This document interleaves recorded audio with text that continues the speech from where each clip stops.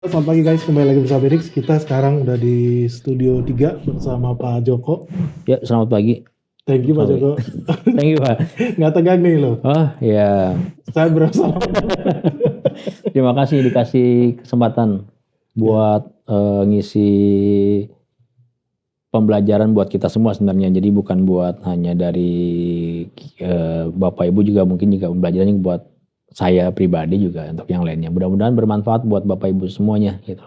Iya. Dan seandainya memang ada yang mungkin nantinya ditanyakan atau mungkin ada penjelasan lebih lanjut, kita open. Thank you banget nih Pak Joko sebelumnya. Sebetulnya kita udah mau undang Pak Joko itu dari tahun lalu, tapi beliau ini jadwalnya sibuk banget guys. Dan tadi gue juga baru ngeliat CV-nya, oh ternyata nambah job desk-nya ya. Nambah ada hotel. Nambah tanggung jawab sebenarnya Nambah sih. tanggung jawab Iya, juga. Iya. Luar biasa. Gimana sih bagi waktunya ya? Bagi waktunya ya seperti biasa aja. Jadi kalau misalnya di kemarin banyak meeting doang sih sebenarnya. Sibuknya juga sekarang banyak meeting aja. Jadi tiba-tiba meeting, tiba-tiba gitu aja. Tapi di situ lu ada jadi direktur di Yogyakarta tuh hotel. Iya, direktur. Kayaknya lokasinya bagus tuh di daerah apa ya? Itu di daerah Adi Sucipto. Jadi kalau misalnya Bapak Ibu sekalian mau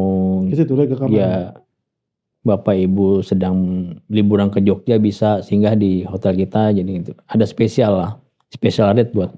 Boleh? Bisa. Boleh. Nanti bisa hubungin nomor di bawah ini. Kita nanti kasih telepon buat lihat. Boleh. Laris juga ya hotelnya. Karena lokasinya bagus ya di Ambarukmo ya. Lokasinya bagus di Adi Sucipto. Cuman kita masih dalam progres. Jadi di situ memang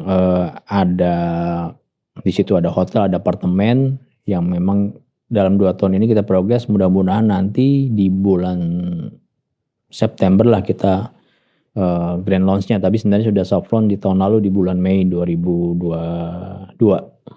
Rencana soft launch di September ini. Grand launch-nya September. Oh boleh lah nanti kalau kita bikin acara meet and greet di sana. Boleh. Jadi itu kita sudah banyak grup-grup yang sudah ke sana seperti kementerian, itu sudah banyak grup-grup. Karena mungkin lokasinya ya strategik ya di pusat kota Jogja ya. Iya, di situ juga lebih dekat itu kan dekat Depok Sleman ya. Jadi di situ mau ke Magelang juga dekat, mau ke Malioboro juga gak jauh juga. Jadi aksesnya bagus. Itu di depan jalan. Jadi itu yang kalau dari bandara ke kota lewatin ya? Lewat pasti. Oh iya. Jadi yang dari Bandara Adi Sucipto mau ke arah Jogja itu pasti ngelewatin. Berarti ngelewatin Prambanan dong? Sebelum, jadi ngelewatin Prambanan dulu. Prambanan sebelah kanan ya? Ya, itu juga sebelah kanan. Oh, oke. Jadi sejajar sama Prambanan. Loh, berarti deket East Park Hotel dong? East Park, itu nih. Tahu nggak ada hotel bintang 4? Oh, belum tahu. Hotel bintang 4, harga bintang 2.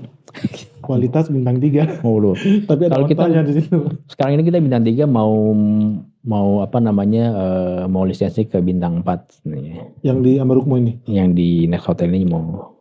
Yang di depan Ambarukmo ini kan? Iya. Dia room rate-nya berapa semalam? ARR-nya sekarang di 380 ARR-nya. Oh, gue suka nih. Pak Joko udah gaya ngomongnya udah gaya orang hotel. Oh iya. Jadi nggak ngomong harga kamar lagi, ngomongnya ARR, average room rate ya? Iya, average room rate. Berarti udah ngomongin SRN nih? Sellable room night. Oh itu di hotel pernah di Oyo kan ya? Nah iya itu.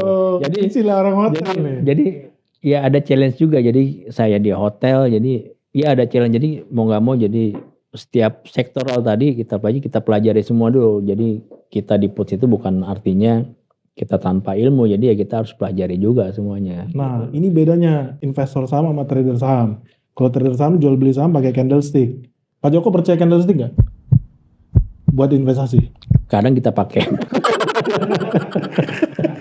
Kadang itu buat, ya kan kita kaum marginal. Jadi kalau saya bilang kan kita kaum marginal, yang apa yang kita perlu itu kan apa sih? Margin sebenarnya. Margin. Balik lagi ke margin. Jadi ya tadi, jadi kembali itu buat selingan aja. Jadi intinya kita investasi itu sebagai bisnis untuk kedepannya. Kalau ini agak ngeri ya teman-teman, jangan ditiru ya. Jangan ditiru. Kalau kita fokus di fundamentalnya aja. Iya betul, fundamental. Jadi kalau itu buat iseng sedikit nggak apa-apa lah. Jadi kalau kehidupan itu kan nggak baik semua, ada nakalnya sedikit. Ini segmennya agak beda. Gitu. Itu jadi pengalaman saya tuh saham pertama kali saya beli tuh Multipolar. Benar. MLPL ya? MPPL. Itu saham yang saya belum ada ilmunya dulu. Jadi saya Grip Lipo ya? Iya. Jadi Gimana saya cuma tahu proyeksi saham itu akan digoreng. Ya, itu. Jadi ini bukan contoh. Misalnya nggak bagus pada contoh. Jadi saya ngikutin jadi di tahun nanti setahun dia pasti akan digoreng atau 4 bulan akan. Jadi saya ngelihat informasi-informasi yang ada. Nah, benar juga. Jadi pada saat tahun jadi kenyataan harganya naik, saya jual. Saya jual. Saya jual. Nah, itu buat bayar kuliah. Gitu. Jadi menarik menurut saya sih saham itu. Jadi aduh, nanti dicek lagi kuliah di mana sih Pak Joko nih. Jadi saham pertama kali Multipolar, kedua sekarang Mayapada dulu BNII ya. BNI dulu kan BNI. Kode sahamnya BNI. Itu yang buat kita mainin, tapi kalau untuk yang jangka panjang saya pegangnya Indosat, Telkom dulu. Yang Telkom yang lebih bagus kan tahun 2010, 2011 tuh yang bagus Telkom. Orang masih cuan dari jualan SMS gitu kan, ringtone. Iya itu. Jadi banyak banget tuh zaman dulu itu. Itu sekilas story saya sih. Jadi awal saya mulai berkecimpung di saham itu, jadi saya beli saham. Terus kalau dulu kan kita beli saham kan nggak ada aplikasi seperti sekarang. Nggak ada. Jadi saya harus datang. Dulu saya pakai sekuritas apalah. Jadi kadang saya nyolong waktu. Jadi pergi ke sana, just make sure. Kalau dulu kan by phone. Kita mau beli nih, kita mau jual by phone. Dan responnya agak lama. Nggak dapat jadi agak lama. Jadi lebih baik kita ke sana. Lihat langsung. Dan waktu itu pas kebetulan presiden siapa ya? Gus Dur ya. Itu fluktuatif sekali. Jadi paling enak dulu kita jadi mainan. Kita beli head and run, kita beli jual. Jadi bisa kita one day trading jadinya. Tapi stres nggak? Apa fun zaman itu? Stres sih. Jujur. Kenapa? Jujur ya, jadi karena keadaan politik ekonomi yang sehari ini bagus, kita besok berubah gitu loh. Jadi yang pada saat ini kita prediksi kita beli saham A, tiba-tiba besok hancur, ya udah kita mau. Jadi kuncinya sebenarnya sih kalau kita pegang saham itu, satu ilmu, kedua sabar. Itu benar. Ilmu dan sabar. Ya, jadi kita jangan ikut panic buying atau panic selling, itu yang jadi itu paling penting tuh teman-teman tuh. Itu orang-orang pada bilang investor tuh kalau terlalu gampang panik jual, panik beli, yang ada itu mempengaruhi harga pasar. Brokernya ya. Iya, untung brokernya, jadi rusaklah harga. Kayaknya dekat Ispark yang pernah dibahas Pak Benix di YouTube ya. Kayaknya dekat sama Ispark, Helmi Navidi. Itu hotelnya. Ispark. Saya nggak tahu deh, karena saya terus terang baru sekali. Jadi pada saat lo kapan sih jadi direkturnya? Pada saat pengalihan pertama kali, saya lihat kondisi. Bulan apa? 2021. Lama lah ya? 2022 kan kondisinya masih kosong ya, karena COVID juga. Iya, berantakan. Jadi masih banyak halang-halang dan masih banyak masalah perizinan. Jadi saya pertama kali masuk, ya udah. Tapi sekarang belum kesana lagi. Memang beberapa kali diminta untuk kesana, cuman saya belum sempat kesana. Tapi udah rapi, udah bisa jualan ya? Udah. Meeting roomnya udah bisa dipakai segala macam. Pak Joko apa sih di situ, direktur keuangan? Sih. Satu-satunya yang nggak pernah nongol di situ tapi ya. Iya, karena kan di sana kalau hotel kan jabatan tertinggi kan GM. Udah GM aja. Jadi ngomongnya GOP ya? GOP. Ini beda lagi laporan keuangannya ya Pak ya? Nanti kita lain kali kita bahas hotel deh. Gitu loh. Jadi kurang nggak tahu. Saya belum lihat sih kalau untuk saham hotel. Properti berarti nanti saham-saham yang di properti itu misalnya cyclical saham itu. Ya. Sahamnya mungkin MPI kali, media MPI kan ada tuh sahamnya. Ada. Nanti mungkin kita bahas ya. Hotel itu ada beberapa sebenarnya di sini. Grupnya Diandra kalau nggak salah ada hotel juga. Terus kalau Garuda dulu juga sebenarnya punya hotel juga. Nggak tahu lah ya, Garuda punya hotel di Bali tuh. Terus beberapa Kalau nggak salah itu grupnya si Panorama juga ada. Banyak sih ya sebenarnya, tapi nggak yang spesifik fokus. Salah satu yang paling fokus sih itu doang sih, si Ispark. Ada perusahaan Ispark. properti satu lagi, kalau nggak salah namanya GWSA ya. Di GWSA Bali. ya benar. Iya. Villa ya, tapi dia kayaknya modelnya villa. Iya, ya. Jadi kan karena modelnya kebanyakan ini, apa namanya, kepemilikan itu yang jadi mungkin nanti pada saat hotel itu, ya nggak tahu lah, kesulitan atau bangkrut, pada saat mengakuisisi atau mengambil alih itu, karena masih terikat dengan si punya masing-masing itu, karena kan masing-masing itu kan beda-beda. Nah itu yang jadi kesulitan. Mungkin pada saat di awalnya secara income bagus. Jadi misalnya saya punya room nih seberapa, jadi kita dapat profitnya pada saat hotel itu kesulitan, pada saat diambil oleh dengan investor itu yang agak sulit dijual. Kondotel, jadi agak sulit sih menurut saya. Satu hotel pemiliknya 2.000 orang. Oh iya. Itu agak sulit dijual. Pusing udah. Tapi nanti dapat nginep kok gratis 20 hari dalam 1 tahun ya. Kalau dapat, kadang-kadang nggak dapat juga tuh. Iya. Pak mau tanya aja, kalau di tempat Bapak kerja sekarang BSR, kalau bayar ke supplier selalu tepat waktu atau sering telat bayar? Emang lu ada supplier? Lu bukan yang supply tenaga kerja? Jadi nggak banyak juga. Jadi ada dua sisi sih. Jadi kalau bisa telat, kenapa harus cepat gitu kan kita bayarkan. Kerjaan gua zaman iya kan. Jadi membayar supplier itu kan gitu kalau bisa cepat. Tapi itu kan juga terkait dari performa perusahaan kita. Kalau kita kan di belakangnya siapa, jadi kan kok grup besar ini yang nggak pernah kok bayarannya sulit. Jadi memang itu ada hal yang harus kita perhatikan juga. Tapi memang kita juga berpatokan pada laporan keuangan itu kan kita tidak bisa lebih dari 90 hari. Was memang di atas 90 hari. Jadi memang itu yang memang kita harus jagain. Jadi suka telat atau enggak, telat iya, tapi kita berusaha tidak melebihi dari satu dari jangka waktu perjanjian misalnya 30 hari, ataupun kalaupun kita telat pun misalnya tidak lebih dari itu. Tapi nggak sampai dengan di atas 90 hari, itu yang harus kita jagakan. Karena memang dari sisi laporan keuangan tadi yang kita bilang bahwa itu akan jadi catatan dari auditor sebenarnya. Jadi nggak bisa kita telat-telatin aja, itu jangan. Jadi saya juga nggak pernah begitu. Satu ya itu performa kita jadi nggak bagus ya, benchmark kita nggak bagus. Yang kedua ya itu kita memang ini kan partner kita gitu ya, partner kita saling support. Jadi ya itu harus kita jagain. Dari kemarin nih sebenarnya gue dapat berita ngeri-ngeri sedap nih. Mungkin Pak Joko lebih tahu lah karena di teman-teman di MNC banyak wartawan ya. Kan gue baru balik dari Kalimantan. Nah di Kalimantan itu kita banyak ngobrol sih sama orang-orang lokal, pengusaha lokal. Jadi kan kata Pak Joko sendiri peluangnya banyak tuh di Kalimantan Tengah, which is ya banyak banget gue lihat. Itu ada beberapa grup besar bahkan ke sana buka tambang emas. Pak Joko mungkin belum pernah dengar ya. Kemungkinan terbesar ketiga di Indonesia ada di situ. Terbesar kedua di Sumatera Utara. Tahu ya kali ya? Pernah dengar juga. Nah, itu kayaknya good news. Kenapa? Karena ketika nanti Jerman udah resesi. Jadi kuartal 1 ini mereka resesi. Kuartal 4 2022 mereka udah resesi. Jadi secara teknikal udah masuk resesi. Pertumbuhan GDP-nya minus. Most likely katanya Amerika juga bisa minus nih. Yeah. Most likely. Nah, menurut gua pribadi ya, salah satu indikator ekonomi kita bagus atau enggak, itu serapan tenaga kerja. Nah, berhubung ada Pak Joko di BSR, pengguna tenaga kerja dari 6.000 itu, dari minggu-minggu atau bulan ke bulan, bertambah apa berkurang?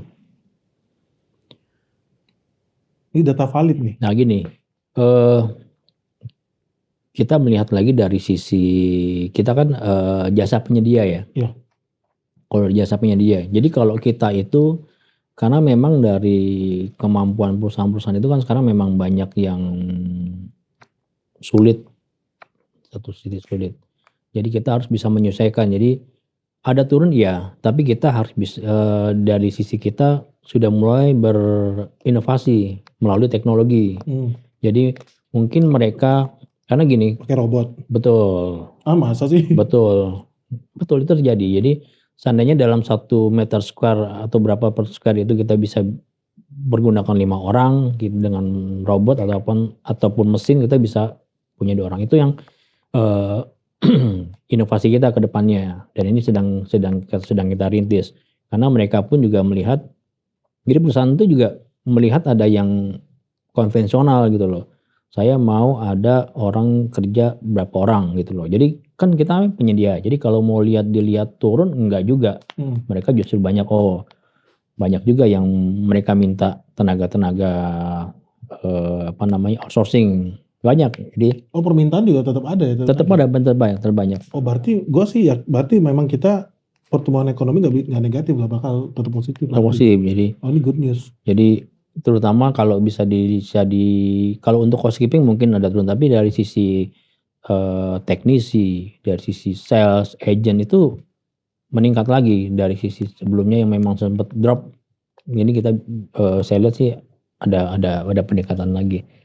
Dan juga di tahun depan kalau nggak salah kan dari honorer BUMN itu nanti sifatnya outsource. Nah itu jadi potensi buat perusahaan outsourcing nanti yang untuk pegawai-pegawai yang ditempatkan di BUMN. Jadi kita sudah mulai kerjasama dengan asosiasi tenaga kerja, bahwa kita nanti udah bagi nih plotnya nih per seluruh Indonesia. Jumlah PNS yang berkurang apa jumlah statusnya akan berpindah dari statusnya honorer jadi statusnya kontrak outsourcing. Bagus sih, itu jadi lebih profesional. Iya. Di Amerika itu PNS bahkan rata-rata kontrak. Iya. PNS-nya. Bukan honorer kan. Iya. Itu yang udah keluar, jadi kita tinggal aplikasinya aja bahwa ini prospeknya. Ini kabar baik lah buat perusahaan outsourcing. Iya, menurut saya bagus sekali. Tunggu gitu Pak traktirannya. Taksi nih. Berarti omsetnya bakal naik drastis nih lo guys. Good news. Kalau menurut Pak Joko, saham yang sebaiknya kita hindari ada nggak di tahun-tahun politik begini? Yang dihindari apa yang harus kita beli? Ya atau yang harus kita invest atau perhatikan lah, kita watchlist. Kalau implikasi membuat saham itu anjlok karena kondisi politik, sebenarnya sih lebih ke saham-saham keuangan. Karena kan mereka sifatnya nanti kan menunggu siapa sih presiden berikutnya. Ya, investor pasti investor. Tapi kalau untuk saham-saham yang lain seperti manufaktur itu justru naik karena spendingnya juga naik. Tadi seperti media, lalu untuk bank juga nggak akan pengaruh. Jadi bank termasuk juga ya salah satunya sih mungkin nanti akan berpengaruh juga. Karena kan nanti kan juga berimplikasi ke suku bunganya seperti apa. Gitu kan. Kira-kira naik lagi nggak sih suku bunga nih? Sekarang dan infonya sih kita akan naikin. Harusnya ya. Harusnya kita menaikin. Karena kan sekarang sudah berapa tuh sekarang? Hampir 6%. Iya. Oke. Menarik tuh. Jadi ada media yang kemungkinan tambah spending. Media, manufaktur juga bagus. FMCG juga bagus spendingnya. FMCG bagus juga seperti ataupun Cipta itu referensi juga sih. Ketika momen-momen pemilu ya. Iya. Menarik nih. Nanti bisa kita coba hitung tuh valuasinya di pertemuan selanjutnya. Oke, teman-teman, Pak Joko, thank you banget buat sharingnya. Thank you. Kita sangat-sangat happy Pak Joko. Setelah sekian tahun kita berusaha mengundang Pak Joko kembali ke tempat ini. Ya mohon maaf sebelumnya kalau misalnya ada kekurangan dari saya. Dimaafkan ya teman-teman ya. Itu nanti tadi juga mungkin di CV saya ada kontak saya kalau seandainya memang ada mau discuss atau mau share terkait analisa keuangan. Kalau saya sebenarnya lebih ke analisa keuangannya dibanding tadi analisa. Kalau saham ini kita sampingan. Sampingan. Jadi kita boleh ya kita sharing-sharing ya. Boleh analisa keuangan bisa share ke saya dan Pak Beni waktu itu partner. Siap pasti. Oke, teman-teman, sekali lagi terima kasih banyak. So, Thank you, sampai ketemu lagi minggu depan. Terima kasih Pak Joko. Terima kasih Pak Beni. Sampai ketemu lagi, salam sehat, salam cuan. Bye-bye.